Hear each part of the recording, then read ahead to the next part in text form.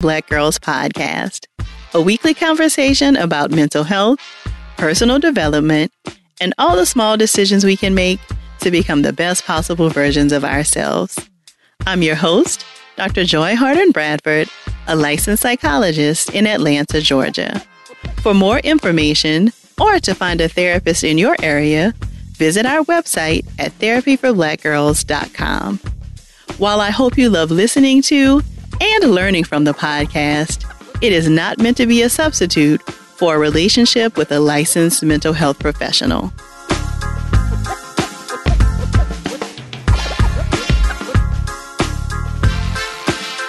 Hey y'all, thanks so much for joining me for session 276 of the Therapy for Black Girls podcast.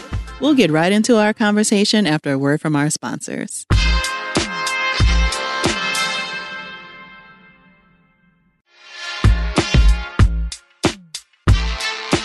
This week, I'm joined by the vagina rehab doctor, Dr. Howell. She's a pelvic physical therapist and board-certified women's health specialist who treats painful sex, urinary frequency, urinary incontinence, pelvic pain, and bowel dysfunction. She creates content on social media advocating for open, honest, and inspirational awareness regarding vaginal health, pelvic floor health, and reproductive health. Our special conversation for Sex Positive September explores myths about sex and the vagina, tips to optimize your pelvic and vaginal health and wellness, and more. If something resonates with you while enjoying our conversation, please share it with us on social media using the hashtag TBGInSession. And visit the website sexpositiveseptember.com to join us for the other events and conversations we're having all this month. Here's our conversation. Thank you so much for joining me today, Dr. Howell. I'm so excited to be here and just grateful for the opportunity. Yes, very excited to dig in with you. So tell me, what inspired you to start creating content as the vagina rehab doctor? Okay, so believe it or not, when the pandemic started, before that, I was actually teaching a lot about traveling because I was into traveling physical therapy. And what I would do is I would work these 3-month contracts mainly in California. And then when it was over, I could go anywhere in the world. And so I really loved going to these different countries. And I wanted to show other people that looked like me that they could also travel. But when Corona hit, no one was trying to leave. Everyone was in their house. And so I said, okay, I might as well start sharing more about what I do in my career. And that's when I started talking about pelvic health and vaginal health. And it's just kind of soared. It wasn't really on purpose, the growth that has taken place, but I'm really thankful in the way that it has kind of blossomed. Yeah, I mean, it's very necessary for us to talk about it. And I think a lot of people are interested in learning more. So I'm really glad that you fell into that and have started to share more. So can you give us like a 101, like in basic terms, what is vaginal and pelvic health? So vaginal and pelvic health is focused mainly on your pelvic floor muscle group, which is like this basket of muscles that sit at the base of your pelvis. So we know about the vagina because we know if someone's having sex, then that's the organ that's used for that. We know that babies come out the vagina. And then we have these pelvic health assessments or these PAPs where we go to see a gynecologist and they go to the vagina. But we don't typically hear about the pelvic floor, which is a dynamic muscle group that really helps us with so much, like sports, sex. These are the muscles that contract when we have an orgasm. These are the muscles that have to lengthen out when we're giving birth. These are the muscles that need to support us for bladder control and even our gut health. Because if those muscles become uncoordinated or too tense, that can cause things like constipation. So it shows up so much in our life, and especially for our mental health as well. Because if we're dealing with some mental health disturbances, pelvic floor dysfunction is actually really common. You're going to be at a higher risk for some pelvic floor issues. So can you say more about this group of muscles and like why it is important for us to make sure that we're strengthening it and what happens if we are not? So these muscles are, again, at the base of the pelvis, right? And so it's like a diamond. You have your anus down in the back, and then to the sides of the vaginal opening, you have these sit bones. Right on top, you have that pubic bone, and then the vagina is smack dab in the middle. These muscles are important because if they start to become too tense, too weak, or just weak period, or uncoordinated, meaning your muscles are contracting when you want them to open. Let's say you're trying to pee or you're trying to poop. You need your muscles to open and really relax. But if those muscles are too tense, then you're going to likely have some issues with that. Maybe feeling like you have to pee all the time because those muscles are pressing on your bladder, or maybe feeling like you didn't really empty your bowels all the way because your muscles are not opening and relaxing. So I can talk about these muscles all day, Joy, but that's a really great introduction. They support your organs. They are really important for bowel, bladder, and sexual health. Got it. Okay. And so if we are not exercising these muscles and strengthening them, then we see these complications that you've mentioned, or we could. Well, so actually that is a myth that most of us think that we have to strengthen the muscles. But what I'm seeing in practice is 80% of women and people that come through the doors, they actually don't have a lot of weakness. They have too much tension. Oh. So I'm sure you know that anxiety is a real huge problem right now. And the body responds to anxiety by tensing the pelvic floor muscles. So the muscles are too tense. We also sit for a really long time. That puts our pelvic floor in a shortened position. So many issues go back to how relaxed you are, how at peace do you feel? Are you in traumatic and stressful environments? All of that can drive too much tension in the pelvic floor. And, you know, for years, we thought a tight vagina was the right vagina. But I'm here to tell you that a tight vagina is not a right vagina. Most of what I see, people peeing on themselves, not being able to control their bladder, peeing as often as every 15 minutes, sex is hurting, can't poop, tense pelvic floor, too tight. And sometimes it can be weak as well. But it really goes back to our lifestyle. What's going on in our life? What are the situations surrounding different things that we do, like maybe sports or how we move or even how we breathe? There's so many things, but the good thing is that we're learning more about the pelvic floor. And so there's hope. I mean, all of these conditions are treatable. It's not like you have to be in that position forever. So I know a lot of what you do is helping people to then learn exercises to release the tension in that pelvic area. So can you say a little bit about what those exercises are and like how you teach your clients to do those? Yeah, so a big part of what we do is actually looking at, before we even get into exercises, how is someone breathing? Because if we're breathing the correct way, actually our pelvic floor relaxes just like this, and then it goes right back up. But if we are breathing like from our chest, our shoulders are rising, our chest is moving out, but our belly is not relaxed, then we're going to be forfeiting pelvic floor muscle relaxation and contraction. And that's why I'm really also adamant about being real about waist trainers and things that suck you in. Because if your diaphragm is not moving enough, your pelvic floor also is not. So no one wants to have coochie chaos. If you want your vagina to be supporting you, you need not to be putting all that pressure down on it. That can contribute to things like prolapse. And that's when the bladder can start to droop through the vagina, the rectum can start to come down, even the uterus. So it's really important that we support the environment of the pelvic floor as well. Basic exercises, though, are similar to other exercises like in yoga or Pilates. Bridges are common things that we do. Stretches are common things that we do. Very similar to other forms of fitness and exercise. Got it. Are Kegel exercises something that also relaxes the pelvic area? No, so that would tense it up if someone has weakness or, let's say, laxity. The term that we use is looseness in a community, but medically that term is laxity. And if that's there in addition to weakness, then many times we do use Kegels. But the problem is a lot of people assume that their pelvic floor is weak when they're having any issue at all. They're peeing their pants, or maybe they're playing sports and they don't feel like they have support, or maybe they just had a baby and they don't feel like they have the same level of strength or support. And everyone just assumes they need to do Kegels. But that's like giving yourself a prescription medicine without seeing a doctor. You don't know what's going on. And so again, most women and most people are too tense. So if you just start squeezing and gripping and squeezing, you're just losing more mobility. And believe me, you want mobility in your pelvic floor. You want it to move well, just like any other muscle group. So Dr. Hal, how would we know we need to come see you? Like, I don't know that I've ever heard any physician that I've worked with talk about like, oh, I'm going to send you to this pelvic rehab doctor or a pelvic therapist. What kinds of concerns might we be having that would make us think, oh, we probably need to see someone like Dr. Hal? Okay. So I'll go over the 4 basic major ones and then also kind of extra. Number 1, if you've recently had a baby or just have had a baby ever, you definitely should go see a pelvic physical therapist, because for 9 months, your pelvic floor was under more strain, more stress, holding up the weight of the placenta, the baby, everything that we have while we are pregnant. It's your pelvic floor that was holding all of that up. So there can be weakness, there can be strain, there can also be scar tissue, because a lot of women tear, or maybe we have forceps delivery. There's a lot of trauma that goes into delivering a child. And so that is a number 1 sign.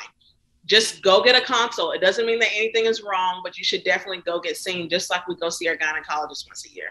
The next thing I would say was any sort of pee problems, whether you feel like you always got to go pee, or whether you feel like pee is coming out when you laugh, sneeze, jump, run, or maybe you don't feel like you're emptying your bladder all the way. I have a lot of people that say, they just peed 5 minutes ago. Why do I feel like I got to go again? I feel like I didn't get it all out. So bladder pain, frequent urinary tract infections. Sometimes people have a symptom of like burning or urgency, and they think they have a UTI, but it's really their pelvic floor muscles that are compressing on the urethra or the bladder, and that can make it feel like you have a UTI. So anything bladder, that's a sign you should go. Anything poop, right? Constipated, can't hold your poop in, or maybe you're straining. Your poop looks like those little pebbles and those little rocks. That's embarrassing poop. If your poop is embarrassing you and you're eating all the fiber, you're doing all the right things, that is another sign. And then sexual function. Sex should never be painful. And it's so many people that just grit through painful sex, or it's uncomfortable. I mean, even things like inability to achieve orgasm could be a sign of pelvic floor dysfunction. So sexual, bladder, bowel, and recently having a baby, but also just getting older. I think we deserve to know as much as we can about our bodies. So we don't necessarily have to wait until we have a huge problem to go check up on our pelvic floor. So Dr. Howell, I want to go back to something that you just mentioned around painful sex, because that is something we've talked about here on the podcast. And I wonder if you can say more about what causes the painful sex as it relates to like maybe clients that you've seen. Yeah. So around the opening of the vagina is called the introitus, and that's this tissue right here. And this opening is so responsive and sensitive to hormones. So let's say you're getting older, maybe you're 45, 50, you're approaching menopause. Sometimes the lower amounts of estrogen and testosterone can make that tissue more, let's say, raw or irritable, or it's just not stretchy enough. So when you try to insert something into the vaginal canal, it's not flexible enough to really allow pain-free penetration. The other thing would just be, even if it's not related to hormones, your muscles, again, are just too tense because they've been guarding so long. They've been trying to protect you. Maybe you've gone through a lot of trauma. Maybe you have anxiety. Then your muscles typically are going to be tensing up whenever you feel stress, anxiety, high amounts of nervous energy, all of that. So if that's happening on a regular basis, if those muscles are too tense, then it's not going to be opening enough to allow pleasurable penetration. And the same thing for the deeper part of the pelvic floor. When you achieve deeper penetration or thrusting, if there's tension or trigger points, the same way we have trigger points like in our neck or back or our hamstrings, you can have the same thing in your pelvic floor. And imagine a penis or a toy hitting a painful muscle. That's not going to be comfortable at all. And that's going to block arousal, lubrication, orgasm, and so forth. So how would you work with a client who came to you with that kind of a concern? If the patient is open to an internal myofascial release, and what that means is with one finger, of course, a glove and lubricant, we're assessing the inside of the pelvic floor. So we want to know, where are you holding your tension? What likely is contributing to it? So if you have like postural deficits, or again, if you're breathing abnormally, or maybe you suck your tummy in and you don't really realize that, we do have to address the weaknesses and the abnormal body movements surrounding the pelvic floor, but we also can't ignore what's going on inside of the vagina and inside of the pelvic floor. So then we want to try and release that and stretch that with one finger. We'll have you do breathing. We might have you do some hip range of motion while we're trying to relax those muscles. And then sometimes even the same day, I can feel more movement in their pelvic floor. So surprisingly, if your muscles are really tense, so tense that they're not moving well, then your contraction is actually going to be weak because the muscle can't move. As soon as we release a lot of that tension, you now have stronger contractions and a better vaginal grip because your muscles can now move again. So that's a big part of what we do, in addition to the exercises, behavioral changes, posture, trying to help them with stress management, all of those things. So when you say behavioral changes, what do you mean? Different things like how they're sitting, that's behavior. Got it. How they're standing, how do they stand? A lot of people have done different types of sports or activities like ballet, where they learn to just hold everything in, suck it in, suck your tummy in. Or maybe they have body image issues and they don't feel comfortable relaxing their abdominal wall. Other things like what they're drinking or what they're eating. A lot of people that have bladder pain are drinking too much coffee. Coffee is a bladder irritant. And so you drink that all the time, that can lead to bladder pain and different things. So those are all behaviors, even setting up better sleep hygiene. Like if you're not getting enough rest, your muscles are going to be more irritable. You're going to be at a higher risk for vaginal pH imbalances. So I try to address as much as I can. And then, of course, refer out when I'm not qualified to help. But behaviors definitely will impact the pelvic floor. Mm-hmm. More from my conversation with Dr. Howell after the break.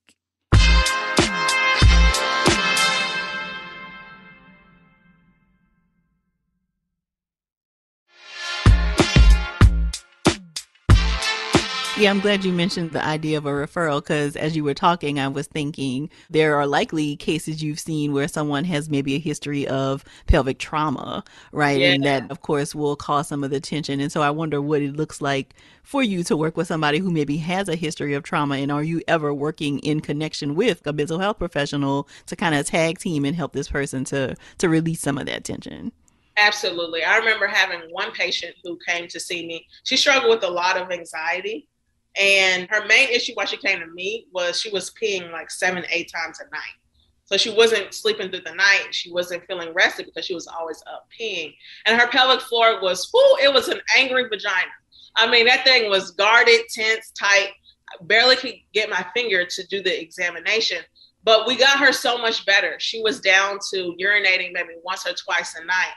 And I discharged her. Now, when I discharged her, her pelvic floor wasn't perfect. So that's not even really my goal, is to get someone perfect, but to get them functional. Like, can you sleep through the night? Can you have sex without pain? Can you do the things that you want to do? And she did fine. She came back a few months later, maybe like 5 or 6 months later. And I'm like, what's going on? And her pelvic floor was exactly the same at which I discharged her. So again, her pelvic floor was still not perfect, but it was no different than when I discharged her last. And I said, how are you doing with your anxiety? How are you doing with your mental health? And she said, I'm struggling. I feel anxious all the time. I feel depressed. The pandemic is making things worse. And so I referred her to go see a psychiatrist. She was able to get on some medication. And then almost immediately, her urination went right back down to 1 to 2 times a night. So it's definitely a joint approach. I'm not going to treat in isolation. I'm not going to treat on an island. Sometimes the patient doesn't have access to all different forms of healthcare providers, but it's definitely great to at least tell your patients, hey, this could help you if you're able to go see a mental health care provider, because it doesn't matter how many stretches we do. I can dig out all those vagina trigger points. If you don't address that mental health, then it's going to keep driving the pelvic floor tension or the pelvic floor dysfunction. So I love you. I love all people that do what you do. We need more of you. And I'm happy that the awareness is so much better than it was even just 5 years ago. Mm-hmm. The stigma is starting slowly. I mean, the stigma is still there, but I'm grateful for the awareness and the education that we're getting around it now. Mm-hmm. So are there, as a part of like your discharge, besides like the behavioral changes that you're talking about, are there like everyday exercises that you are instructing clients to do, like stretches or other things that you think would be helpful for our community to know about as well? A lot of stretches are going to be specific to what they're going through. So, for example, I have a patient that has vulvodynia, which is just fancy term for the outside of the vagina hurts, maybe the inner lips or the clitoris. It may feel like burning or stinging pain. I was focusing a lot on her pelvic floor, doing a lot of pelvic floor exercises, and she got minimally better. She didn't get completely better until I started looking at her neck and shoulder. So if we just give the same exercises to everyone, you're probably not going to achieve that optimal level of fitness. However, I do have a Vagina CEO release e-guide that shows you my top 16 pelvic floor exercises for common pelvic floor dysfunction, painful sex, frequent urination, tense pelvic floor muscles, anxiety. And that's where I just use, okay, what are my most common exercises that I tend to give to people? They look like things like happy baby, child's pose, hip flexor stretches that we see commonly, but I give you cueing on how to breathe, how to relax your pelvic floor and your vagina, how to make sure you're doing it correctly, and also just understanding what does this have to do with your lifestyle as well. So I also give you cues on what's going to tend you right back up, which is kind of what we talked about, posture and other things. So that e-guide is a great resource already. People have been loving it. I had a patient or a client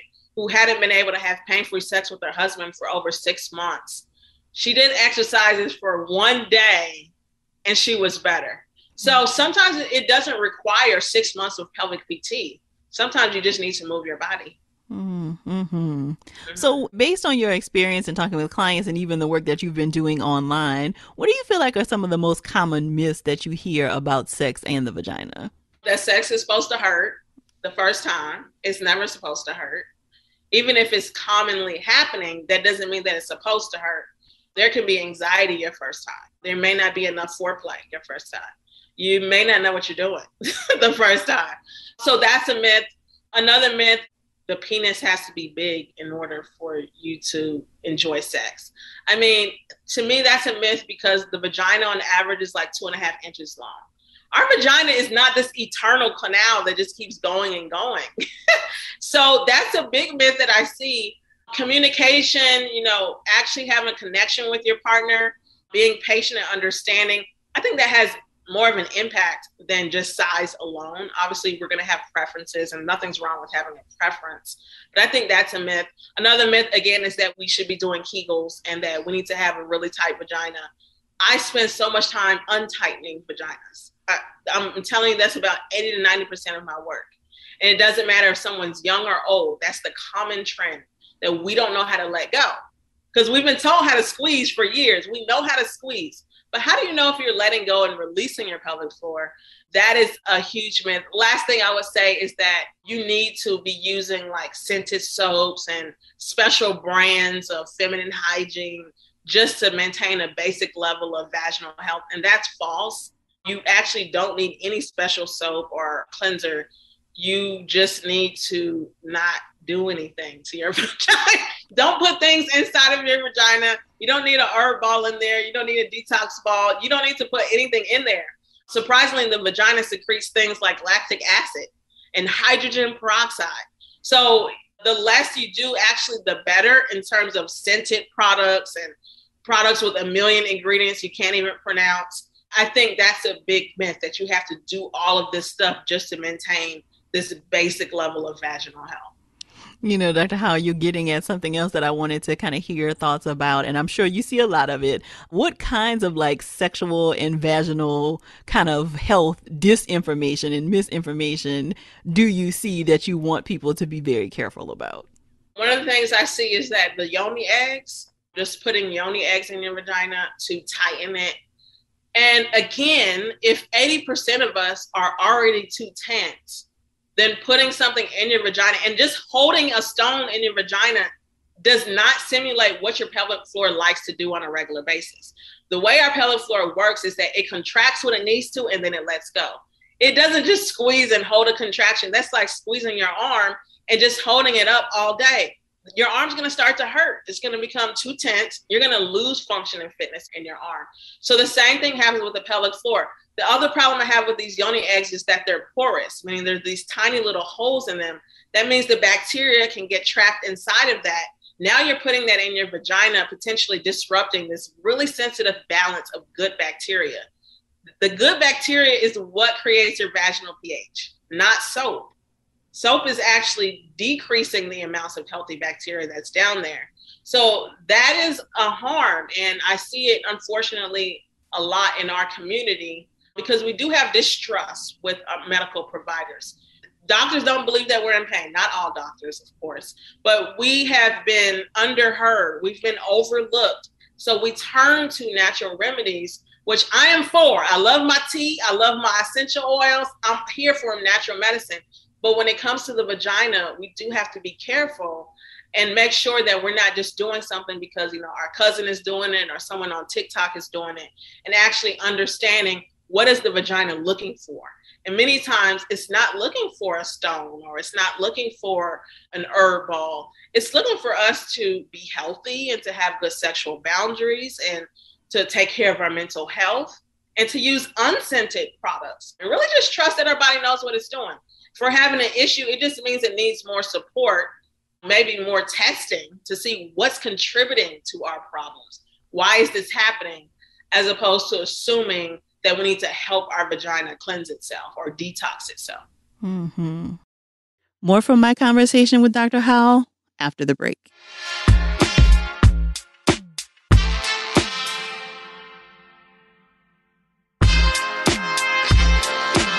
So is it important, Dr. Howell, for us to be peeing after sex?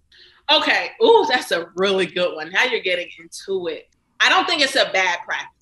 So nothing bad is going to happen if you empty your bladder, because you could likely be emptying out any extra bacteria that has entered into the urethra, the sweat, the semen, your vaginal fluids, your lubricant. I mean, there's a lot of different fluids and bacteria that can enter into the urethra. So peeing is not a bad thing. And I think it's helpful. Whether it's scientifically proven or not, I'm not sure that it is.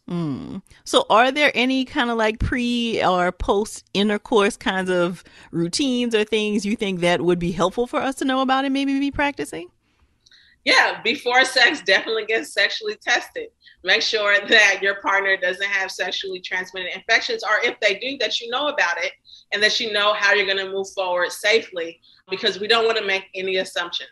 The other thing would be is that if you know that you have recurrent vaginal infections, like let's say recurrent yeast infections, really common. It's nothing to be ashamed about. It happens all the time. It's like the common cold for the vagina. Or bacterial vaginosis, which can create like a gray discharge or a fishy smell. Also really common, especially among Black women and women of color. If that's happening, what I want to say is that you should look into getting a vaginal pH test kit. It's really cheap, no more than $20. You can check your own vaginal pH at home. And if it's over 4.5, then you definitely don't want to be having the hot girl summer. No condom, doing this right today, doing this tomorrow. Use protection. And if you know you're sensitive, you might want to look into those non-latex condoms. But you definitely don't want to be having unprotected sex, because semen has a very different pH level than vaginal fluid. And so if you're already sensitive, if you already have this history of infections, then check your vaginal pH before doing sexual activity, especially if you're thinking about doing it without protection. But of course, I encourage using protection as often as possible. After sex, you want a dry ass, we'll see. That's what you want. So we hear about the WAP, right? So which means a wet or a lubricated vagina. After sex, you don't want all that fluid sitting around. So after you're done with intercourse, you want to dry off, whether that's taking your shower, whether that's getting a warm towel and wiping off that fluid front to back. That's going to be helpful with preventing infections as well, because bacteria and viruses thrive on moisture. They really can't survive without a source of water. So if you get rid of that, then you're going to be decreasing your chances of getting an infection, which is a source of anxiety, frustration, low confidence for a lot of us that are struggling with our vaginal health. That is another great tip that I would recommend. Before sex, if you have pain, definitely do some pelvic floor exercises, some stretching, some breathing, making sure that you're relaxed and you're not tense. Stretching those hips is a really great sexual routine to help you with your sexual wellness. And what about birth control, Dr. Howell? Does that impact our sex life at all? Absolutely.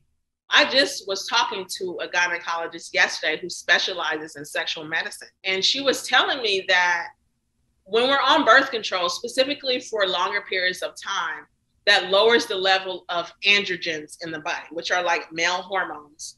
But really, it shouldn't be called male hormones because they're in the body of females and males. And we need them for our sex drive. We need them for our menstrual health. We need them for lubrication.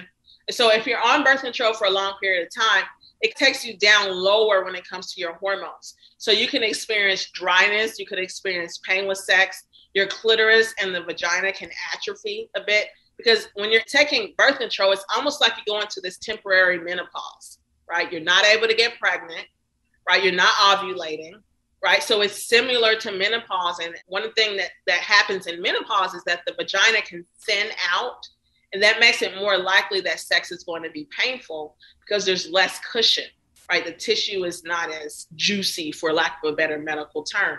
And so that is something that we don't talk about enough. Our vulva health, our clitoral health, that stuff is really important. Is the clitoris there? Clitoral atrophy is a thing, and it happens to people not just that are older, it happens to younger people too.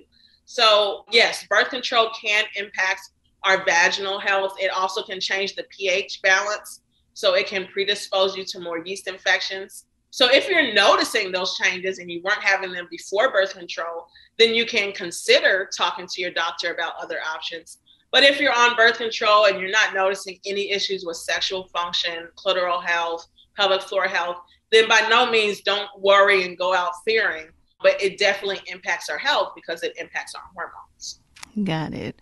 So what questions would you suggest we be talking with our physicians or healthcare practitioners in our yearly kind of vaginal wellness checkups? What kinds of questions should we be asking? I think we should be asking, why are we in pain? Okay, so a lot of us have fibroids. A lot of us have painful periods. A lot of us have painful sex. And if the doctor is not able to answer why you're in pain, it's okay. Doctors don't know everything, but can they do more testing? Can they do maybe an endometrial biopsy? Can they do a pelvic ultrasound? Can they refer you to a pelvic physical therapist if you have sexual pain? If you have painful periods and you're taking birth control, okay, that's impacting your symptoms and that's helping you to tolerate your periods better. But your period should not feel like you're having a baby. It should not be like you're taking off from work, you're curled up in a ball, you're vomiting. Can we do more testing? Can we test my hormones? Can you refer me to a dietitian? There's so many things that we can ask. And I would say, don't settle for that easy answer of, oh, let's just watch it, or let's just see if things don't get worse. No, you don't want to wait until things get worse. You want to achieve wellness now if you can. So those are a few questions that I would recommend, and definitely looking into your nutrients. So vitamin D deficiency is so common. And it's related to period pain. It's related to or associated with fibroids. It's associated with sexual dysfunction.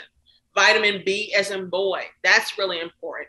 Your iron levels. A lot of us grew up anemic. We don't like taking our iron pills. We're like, I am not swallowing that thing. Sis, take your iron, please. It's going to help you so much, even with your fertility and all of that. So get those hormones and get those nutrients tested. I have to advocate for my own self and say, I want you to check my vitamin D. I want you to check my vitamin B as in boy. Sometimes you got to ask, and nothing's wrong with that. They should be open and willing to doing that. Mm-hmm. So you've already talked a little bit about foods that, are related to our vaginal and sexual health. What kinds of foods do we need to eat more of or consume less of related to wellness, related to our vagina and sexual health? Okay, so I'll start with what we should likely try and at least manage or limit. Okay. And I'm going to start with sugary stuff, because sugar can change our hormonal balance. It can lead to increased estrogen levels. If we're having too much sugar in the diet, that can increase our insulin, which can then increase our estrogen.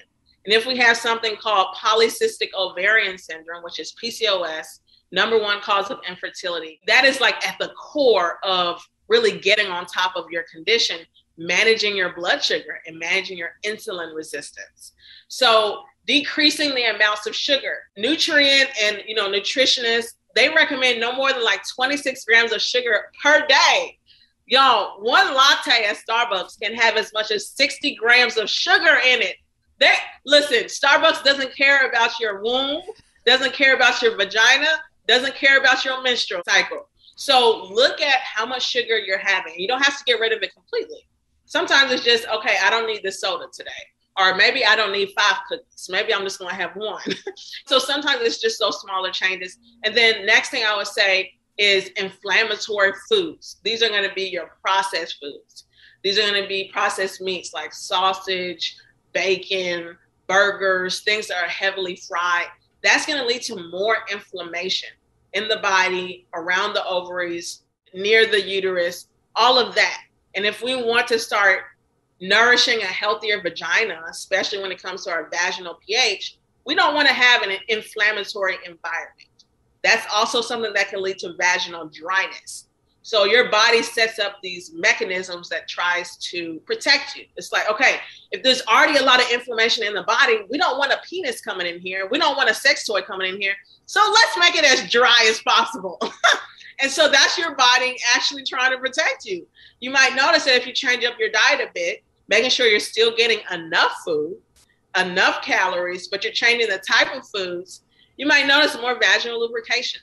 Other things that I talk about in my Vagina Food e-guide is getting enough fats. So our hormones are made from fat. So if you're not getting enough foods, let's say olive oil or avocados or nuts, yogurt is a great source. Unsweetened Greek yogurt, great source of fat. That helps us to make estrogen and make the hormones that support our sex drive, support our menstrual cycle, support our fertility. So I would start there by saying, okay, what am I eating that's inflaming my body? Can I decrease that? And what can I eat more of that comes from the earth? Does it come from a tree? Does it come from the ground? Eat it. Eat more of it. And you don't have to be vegetarian or vegan. I'm not vegetarian or vegan, but just saying, okay, today I'm going to try and get plant-based protein for 1 meal out of the day. Instead of getting my chicken or my beef, I'm going to get black beans, or maybe I'm going to get tofu, or maybe I'm going to get even a protein shake that may have plant-based protein. So there's several things that we can do to just improve our vaginal health when it comes to food. There was a really huge study that came out recently, and they looked at thousands of women that were trying to get pregnant, but they weren't ovulating. So if you're not ovulating, you're not dropping that egg, you're not going to get pregnant. What they found was that when women substituted animal protein for plant-based protein, they had a 50% higher chance of ovulating. So again, it doesn't mean that you have to go vegan and start eating grass, but can you substitute every now and then the meat for plant-based protein? And I talk about that as well in my Vagina Food e-guide, different forms of protein that are not meat. Because I think we grow up thinking protein is only meat, but meat does not equal protein, and protein does not equal meat. Protein is found in a lot of plant foods. Now, is there anything we can eat that will increase our iron intake so we do not have to swallow them big iron pills? You are really, really funny. This is a great question. I'm going to tell you about 3 foods that I think will be great. But before that, I just want to say liquid iron is a great way to get your iron in a way that doesn't make you nauseous, doesn't make you constipated. Chase it down with some apple juice or some water or whatever. That's a great way to get your iron in, because most of the time foods are just not going to have enough iron in one serving when you're low on iron. But spinach is packed in iron. It's a great source of iron. Blackstrap molasses, that's a good source of iron. Again, not the tastiest thing, but you guys, iron is a mineral. It's not going to be very tasty. There's no way to make it tasty. Yeah, imagine eating metal. I mean, if you eat metal, it's not going to taste good. Just start chomping on metal. It's not going to taste very good.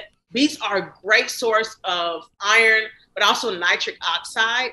And we need that to expand the blood vessels, which is needed for sexual function, arousal, lubrication, just overall general health, even for exercise and high blood pressure. So beets, beet juice, spinach, get your green smoothies in, and yeah, just take your iron supplement. No way around it. Well, this has been so much fun, Dr. Howell. So much great information. Tell us where we can stay connected with you. What is your website, as well as any social media handles you'd like to share? Yeah, so my website is Vagina Rehab Doctor, everything lowercase, Vagina Rehab Doctor. There you can contact me if you want one-on-one consults. And I also keep you updating on upcoming vag stretch labs, vag strength labs, and my master classes on my website. Then mainly and primarily, I'm on Instagram. That's my main way of just staying in contact with the world and entertaining my own self with reels and different things. So I'm Vagina Rehab Doctor on Instagram and on TikTok. If you send me a message on Instagram, I may not see it in time, but you can send me an email if you have any questions, vaginarehabdoctor@gmail.com. And those are the main ways that you can find me. So Dr. Howell, what do you have coming up that we should know about? I know you do lots of fun classes and things. What do you have coming up for us? Yeah, so my next virtual masterclass is on October 2nd, and it's a vaginal fitness masterclass. And so in this class, it's going to be virtually recorded. If you can't make it, it's recorded and sent to everyone. The name of this masterclass is Things Your Mama Couldn't Say About Your Vagina. And a lot of what she couldn't say was that, thinking about sex is healthy and it's normal. So in this class, I'm going to be teaching you how to support your sex drive and your libido with foods, with understanding it better, how it works, and also exercises. We're also going to be talking about how to do a self-internal pelvic floor exam. So how to check the inside of your vagina for strength, weakness, tension, pain, coordination. And then we're going to end the class with pelvic floor fitness exercises to better support you with sports and sexual activity. So that's on October 2nd. And you can find more information about that also on my website. Perfect. Well, we will be sure to include all of that in the show notes. Thank you so much, Dr. Hal. I appreciate it. I'm so glad Dr. Hal was able to share her expertise with us today.